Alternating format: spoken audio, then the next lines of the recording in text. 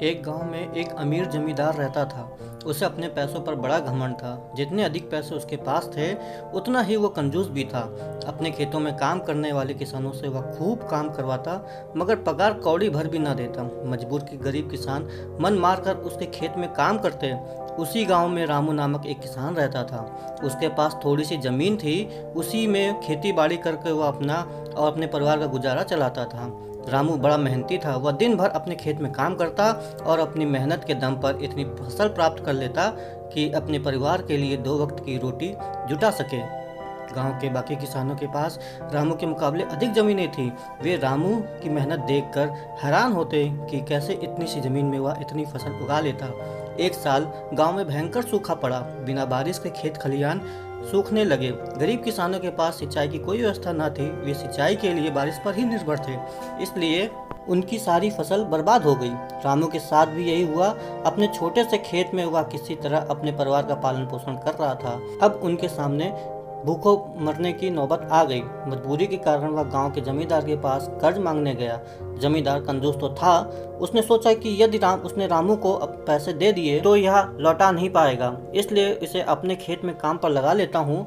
मेहनती तो ये है ही और मजबूर भी, कम पैसों में दुगना मेहनत करवाऊंगा। उसने रामू से कहा, देख रामू, मैं तुझे कर्ज तो दे नहीं सकता, लेकिन तेरी इतनी मदद कर सकता हूँ कि तुझे अपने खेत में काम पर रख लूँ।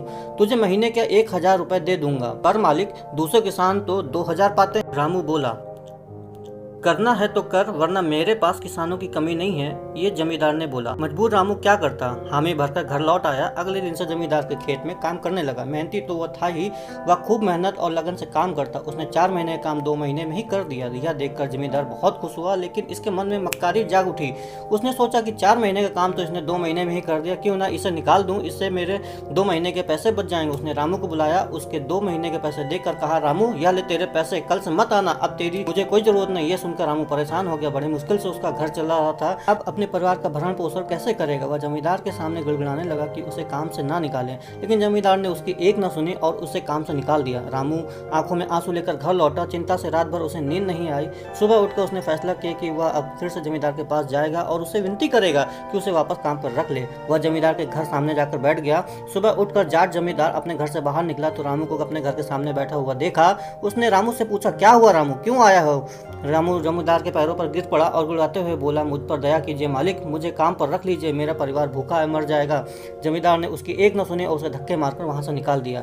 रामू उस समय तो वहां से चला गया, लेकिन अगली सुबह फिर से सेठ के घर के सामने जाकर बैठ गया। जमींदार ने उसे फिर बुरा भला कहकर भगा दिया। अब से रोज यही क्रम चालू करने लगा। रामू रोज जमींदार के घर के सामने जाकर बैठ जाता और जमींदार उसे भगा देता। पूरे गाँव में इस बात की चर्चा होने लगी। सब जमींदार को भला बुरा कहने लगे। तंग आकर जमींदार ने सोचा, क्यों ना कुछ दिन परिवार सहित दूसरे गाँव चला जाऊँ। मुझे घर पर न देख कर रामू यहाँ आना बंद कर देगा। अगले दिन वह परिवार के साथ दूसरे गांव अपने रिश्तेदार के घर चला गया। 10-15 दिन बाद रिश्तेदार के घर रहने के बाद वह जब अपने घर लौटा तो रामू को अपने घर के सामने नहीं बैठा पाया। वह मन ही मन खुश हुआ कि चलो इससे पीछा छूटा, लेकिन वह चकित भी हुआ कि आखिर रामू ने आना बंद क्यों कर दिया। उसने गाँव वालों को बुलाकर पूछा तो पता चला कि रामू घायल है और अपने घर पर पड़ा हुआ है। जमींदार ने पूछा, क्या हुआ उसे। एक मजदूर ने कहा, मालिक, आप जब दूसरे गाँव चले गए थे तभी रामू आपके घर के सामने बैठा रहता था। एक दिन आपका घर खाली देखकर कुछ चोर चोरी करने के इरादे से आपके घर में घुसे, लेकिन वे रामू की नजर में आ गए। रामू अपनी जान की परवाह न करके उनसे उलझ गया और उन्हें भगा दिया। उनके बीच हुई हाथापाई के कारण रामू घायल हो गया। ये जानकर जमींदार को खुद पर शर्म आने लगी।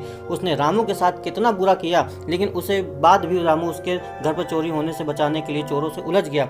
वह पछताने लगा। उसने रामू के घर जाने का फैसला किया। वह रामू के घर पहुंचा तो देखा कि रामू बड़ी दयनीय अवस्था में चारपाई पर पड़ा हुआ है।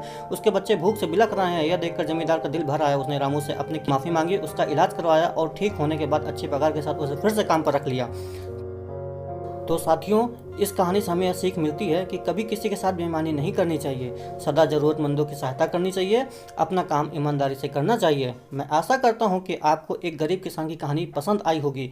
ऐसी हिंदी मोरल स्टोरी सुनने के लिए हमारे चैनल को सब्सक्राइब अवश्य करें। धन्यवाद।